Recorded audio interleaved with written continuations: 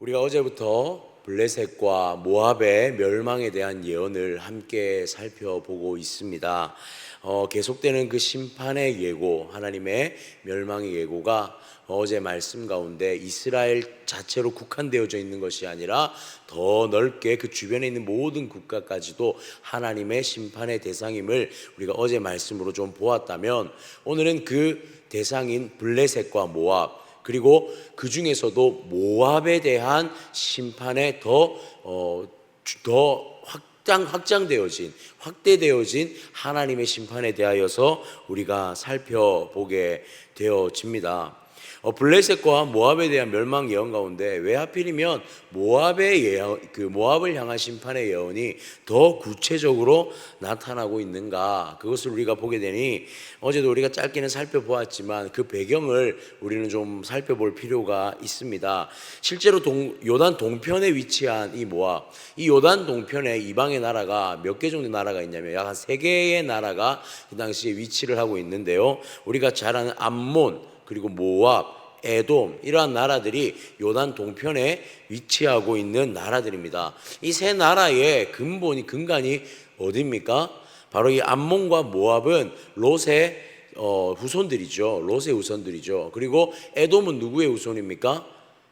에서의, 야곱의 형제인 에서의 후손, 즉 이 세 나라가 모두 이 아브라함의 후손들이고 하나님의 민족인 백성인 이스라엘의 한 핏줄로 이어진 그러한 백성들이라는 것이 공통점입니다. 친족 관계죠. 모압과 암몬은 롯의 후손, 에돔은 야곱의 형제 에서의 후손, 곧 이들은 친족 관계, 형제 나라입니다. 그러한 역사적 배경을 가지고 있습니다. 그러나 이들에게 오늘 하나님의 심판이 예고되어지는 것은 바로 이들 가운데 하나님이라는 존재가 없다라는 것이죠. 이들이 분명히 하나님의 백성에게서 파생되어져 나온 나라임에도 불구하고 이들 가운데 하나님을 향한, 하나님에 대한 섬김, 하나님에 대한 그것이 다 상실되어져 있다라는 것입니다. 그래서 오늘은 영원할 것 같지만 그러나 결국에는 무너져버리는 이 모압에 대해서 우리가 함께 살펴볼 텐데요, 이 모압에 대해서 11절 말씀은 이렇게 기록하고 있습니다. 모압은 젊은 시절부터 평안하고 포로도 되지 아니하였으므로 마치 술이 그 찢기 위에 있고 이 그릇에서 저 그릇으로 옮기지 않음 같아서 그 맛이 남아있고 냄새가 변하지 아니하였도다. 아멘. 모압의 과거의 모습을 보여주고 있는 것이죠. 모압이 젊은 날, 모압의 젊은 시절, 이 젊은 시절이 어떠했다고 말하고 있습니까? 평안했다라고 말하고 있습니다. 모압은요, 외세의 어떠한 침략을 받거나 이 모압은 다른 나라의 완전한 점령을 당했던 그런 기억보다는 평안한 나라였다라고 오늘 성경은 분명하게 기록하고 있습니다. 포로가 되지 않았다라고 기록하죠. 또한 보니 술이 그 찢기 위에 있고 이 그릇에서 저 그릇으로 옮기지 않음 같아서 맛이 남아있다, 그 향도 남아있는 나라다라고 표현하고 있습니다. 술이라는 것은 언제 가장 맛을 잘 냅니까? 우리가 술을 먹지는 않지만 술은요, 숙성되어져서 오랫동안 잘 숙성되어진 술이 그 맛을 온전하게 내게 되어 있습니다. 즉 술이 찢기 위에 있다라는 말은 밑에 있는 찌꺼기가 섞이지 않는 정말 평안하게 잘 익어가는 술의 모습으로 비유하고 있는 것이죠. 결코 흔들림 없이 이 술이 평안하게 잘 익어가고 있음, 즉 마치 무너지지 않을 것 같은 아주 향기롭고 아주 맛있는 맛을 내는 그러한 술과 같이 완전한 숙성이 이루어질 것만 같은 모습으로 그들이 존재했다라고 오늘 11절은 말씀하고 있는 것이죠. 영원히 유지될 것 같은 풍요로운 나라임을 보여주고 있습니다. 그런데 12절을 보니 이들에게 어떤 일이 일어날 것이라고 예고하고 있습니까? 12절 보겠습니다. 그러므로 여호와께서 말씀하시니라, 날이 이르리니 내가 술을 옮겨 담는 사람을 보낼 것이라. 그들이 기울여서 그 그릇을 비게 하고 그 병들을 부수리니. 아멘. 마치 평안하게 잘 익어가고 있는 술, 이제 조금만 더 있으면 더 완벽하게 익어갈 것만 같은 그 술을 하나님이 어떻게 하겠다 말씀하시냐면 이 술이 담겨져 있는 것을 완전히 흔들어버리고 쏟아버리고 또한 그 담고 있는 병까지도 다 깨어버릴 만한 자들을 보낼 것이다. 바로 심판에 대한 예고를 하고 있는 것이죠. 그리고 그 13절의 말씀은 이들의 상태에 대해서 말씀하는데요. 13절은 이스라엘 집이 베델을 의뢰함으로 수치를 당한 것 같이 모압이 그못으로 말미암아 수치를 당하리로다. 이들이 어떻게 된다 말하고 있죠? 수치를 당할 것이다 라고 말합니다. 그런데 이 수치가 마치 누가 당한 수치와 같다라고 말하냐면 이스라엘이 베델을 의뢰함으로, 즉 이스라엘이 애굽을 의지하여서 당한 그 수치와 같이 이들이 동일한 그 수치를 당하게 될 것이다 라고 말씀하고 있는 것이죠. 흔들림 없을 것 같은 그 나라, 흔들림 없이 정말 잘 익어가고 있는 그 나라에 하나님의 손길이 닿으니 그들 가운데 바로 그들의 평안과 아름다움이 수치로 변하는 것을 우리는 보게 되어집니다. 그렇다면 이들의 수치는 무엇으로, 어떤 이유로 말미암은 수치인가라는 것을 우리가 좀 살펴볼 필요가 있는데요. 이것을 정리하자면 바로 우상과 교만 때문이라고 오늘 성경은 기록하고 있습니다. 오늘 13절의 말씀을 다시 보니 그모스로 말미암아 수치를 당할 것이다 라고 말씀하고 있습니다. 이 그모스는 앞서서 7절 48장 7절에 기록되어져 있듯이 이 모압이 섬겼던 우상 신입니다. 그리고 48장 7절에 보니까 내가 내 업적과 보물을 의뢰함으로 너도 정복을 당할 것이요 그모스는 그의 제사장들과 고관들과 함께 포로되어 갈 것이라. 이들의 신인 그모스에 대해서 이미 7절 말씀에 언급하였고 오늘 13절 말씀에도 이 그모스로 인하여서 이들이 멸망할 것이다 라고 말씀하고 있는 것이죠. 이방 나라이기는 하지만 엄밀히 하나님을 믿는 이스라엘 혈통에서 세워진 나라입니다. 그러나 이들의 섬긴 신은 누구냐면 하나님이 아닌 바로 그모스였다라는 것이죠. 자, 이 그모스를 섬긴다는 것. 그러나 여러분, 오늘 우리는 이 말씀을 보면서 단순히 우상신을 섬겼다라는 정도로만 볼 것이 아니라 이 우상신을 섬기는 이들의 마음이, 생각이 어땠는지를 우리는 조금 더 깊이 살펴볼 필요가 있는데요.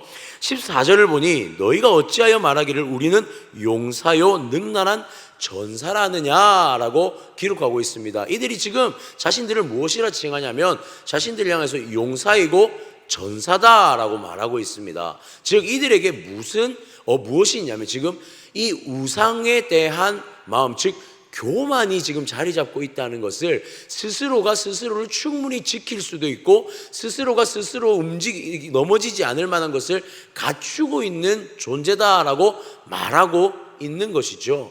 이들은 지금 자만과 교만 속에 빠져 있는 모습을 보게 되어집니다. 여러분, 우상이 무엇일까요? 실제적으로 말하는 우리가 구약에서 보게 되는 우상들은 소위 말하는 형상이고 신상이죠. 그런 것들을 우리는 우상이라고 보고 있습니다. 영어로는 아이돌이라고 하죠. 그런데 이 우상이라는 것이 지금 이 현실의 세계를 살아가는, 현실을 살아가는 우리에게 있어서 과연 이 신상을 의미하는 것일까요? 그리고 우리가 이 신상이라는 것을 단순히 우상이라고 말하는 것은 무엇 때문에 우리는 우상이라고 말하게 되는 것일까요? 우상이라는 것은요, 사실 우리 안에 있는 그 마음이 곧 우상이다라고 할 수가 있습니다. 그 신상을 만들었다라는 것 자체가 자신의 마음에 이루고자 하는 것, 자신의 마음에 성취하고자 하는 것, 자기 자신이 표출하고 싶고 그것을 세우고자 하는 것이 곧 우상인 것이죠. 그것을 고대에는 형상으로, 신상으로 만들었던 것이고 지금 이 시대를 살아가는데 사실 우리는 신상을 만들어서 그것을 우상이라고 표현하지는 않습니다. 그러니 곧 무엇이 우상이다라고 말할 수 있냐면 바로 우리의 교만한 마음, 우리의 자만한 마음, 우리 안에 있는 하나님의 마음이 아닌 이 모든 것이 결국에는 무엇이 될 수 있습니까? 우상이 될 수 있다라는 것이죠. 오늘 이들이 가진 우상이 무엇이냐면 바로 이 그모스, 그리고 이 그모스라는 것은 결국 자기 자신이 이루고자 하는, 자기 자신이 스스로 세울 수 있다라고 교만하고 자만하는 것이 바로 이들의 우상이었다라는 것입니다. 사랑하는 성도님들, 우리는 이 새벽에 이들의 이 우상인 그모스, 이들의 우상인 자만과 교만을 다시 한번 생각해 볼 필요가 있습니다. 하나님 앞에서 살아가는 우리 가운데 하나님이 상실되어지는 순간 우리를 지배하는 것은 무엇이냐면 내 안에 내 마음입니다. 내 안에 나를 향한 마음이고, 내 안에 내가 이루고자 하는 마음, 내 안에 가득 차 있는 자만의 마음이 바로 한순간에 우상이 될 수 있다라는 사실을, 그리고 그 마음을 가지고 바라보고 그 마음을 가지고 대하는 모든 것이 다 우상화될 수 있다는 사실을 우리는 기억했으면 좋겠습니다. 오늘 이들의 멸망의 이유가 바로 이 마음의 이 우상이었다라는 것이죠. 결과적으로 이들에게 이 우상, 하나님을 기쁘시게 하지 못하고 하나님이 상실되어져 버린 이들의 마음에 가득 차버린 우상이 이들의 멸망의 결과로 나타나게 되었다라는 사실입니다. 자, 이들의 멸망의 결과가 그렇다면 어떤 모습으로 일어날 것인지 성경은 어떻게 기록하냐면 15절 말씀을 한번 볼까요? 만군의 여호와라 일컫는 왕께서 이와 같이 말하노라. 모압이 황폐하였도다. 그 성읍들은 사라졌고 그 선택받은 장정들은 내려가서 죽임을 당하니. 모압이 황폐해졌다라고 말하고 있습니다. 성읍이 사라졌다라고 말하고 있죠. 장정들이 죽임을 당했다라고 말하고 있습니다. 이게 15절의 결과의 어떠한 모습입니다. 17절에도 이렇게 기록하는데요. 그의 사면에 있는 모든 자여, 그의 이름을 아는 모든 자여, 그를 위로하며 말하기를 어찌하여 강한 막대기, 아름다운 지팡이가 부러졌는고 할지니라. 주변 사면에 있는 다른 이방의 나라들이 이들을 보면서 무엇이라 말하고 있습니까? 어떻게 모압이 이렇게 한순간에 무너질 수 있느냐라고 말할 것이다 라고 예고하고 예언하고 있다라는 것이죠. 마치 앞서 보았던 술이 옮겨질 것 같지 않은 그 모습, 평안하고 아름답게 유지될 것 같은 그 모습과 매우 상반되고 대조되어지는 모습을 보여주고 있습니다. 자신들을 칭함에 있어서 무엇이라 칭했습니까? 자신들은 강한 용사이고 장정이라 칭했던 이들의 모습이 온데간데 없이 한순간에 사라져버릴 것을 분명하게 보여주고 있는 것이죠. 결과적으로 모압의 심판은 예고되었고 주변 모든 나라들이 모압의 패배를, 그리고 이 그모스의 패배, 이 우상과 교만의 패배를, 하나님의 승리를 보게 될 것이다 라고 성경은 분명하게 우리 가운데 말씀하고 있다라는 사실입니다. 나아가서 18절 이후의 말씀에는 이 심판을 또한 어떻게 이룰 것인지, 더 구체적으로 모압의 그 모든 성들이 무너질 성들의 이름을 나열하면서 이 일은 반드시 일어날 일이라는 사실을 분명하게 확증하고 있는 것을 보게 됩니다. 우리 18절 말씀만 좀 본다면요. 디몬의 산은 따라 내 영화에서 내려와 메마른 데 앉으라. 모압을 파멸하는 자가 올라와서 너를 쳐서 내 요새를 깨뜨렸음이로다. 여기서 보니 디본의 산은 따라 내 영화에서 내려오라 라고 명령하고 있습니다. 이것은요, 하나님이 강제적으로 내리시겠다라는 말씀이죠. 그리고 어디에 앉히십니까?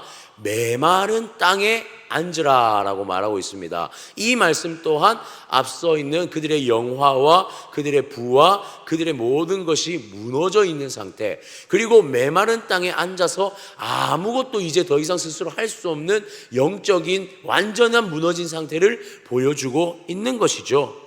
그리고 22절에서부터 24절까지 그들이 가지고 있던 성읍들의 이름을 하나씩 다 나열하면서 어떻게 될 것이라 말하고 있습니까? 이 성읍들이 다 무너져 사라지게 될 것이다. 흔적도 없이 사라질 것을 말씀하고 있습니다. 그리고 25절에는 모압의 뿔이 잘렸다, 그 팔이 부러졌다라고 말하며 그들의 힘의 근원, 그들의 힘과 능력의 모든 것, 그들이 생각했던 자신으로부터 비롯된 이 모든 것이 다 완전히 사라질 것에 대하여서 말씀하고 있는 것이죠. 모압의 멸망은요, 결과적으로 우상과 교만으로 눈이 멀어버린 자들의 최후라고 할 수가 있습니다. 사랑하는 성도님들, 부와 명예, 나의 것으로 세워져 가는 것에 집중되어질 때 마치 이것이 처음의 시작에는 하나님의 영광과 하나님의 은혜로 이루어진 것, 하나님의 은혜로 되어졌다고 생각하고 시작되었지만 어느 날 나의 것이 완성되어져 감에 있어서 하나님은 온데간데 없이 사라지고 어느 순간 이 모든 것이 나의 손에서 이루어진, 나로부터 말미암은 것이라는 이 교만이 자리 잡을 때에, 이 마음이 우리 안에 자리 잡혀질 때에 우리는 하나님과 완전히 끊어진 존재로서 살아가게 된다는 것입니다.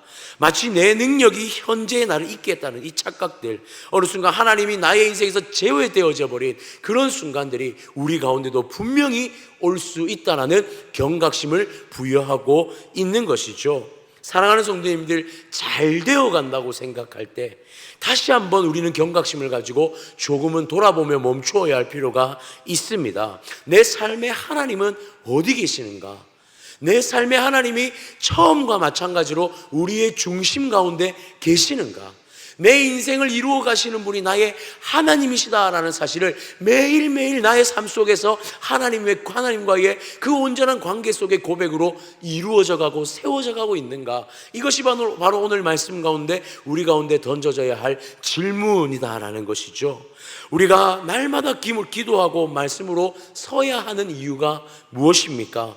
우리가 하나님 앞에 더 깊이 가까이 나아가야 하는 이유가 무엇입니까? 우리의 삶을 세워나가기 위함입니까? 우리가 세워나가고자 이루고자 하는 것이 더 풍요롭고 번성되어지게 이루어지고자 함이 목적입니까? 그렇지 않습니다. 우리가 하나님 앞에 더 깊이 나아가야 하는 것은 오늘 이 순간, 오늘 이 살아가는 한날 속에서 하나님이 혹시나 내 인생 가운데 중심이 아닌 저 변두리로 밀려나 있지 않는가, 그것을 매일매일 확인하며 하나님과의 온전한 관계 속으로 나아가기 위함, 믿음으로 하나님을 기쁘시게 하기 위한 우리의 시도가 되어져야 할 줄 믿습니다.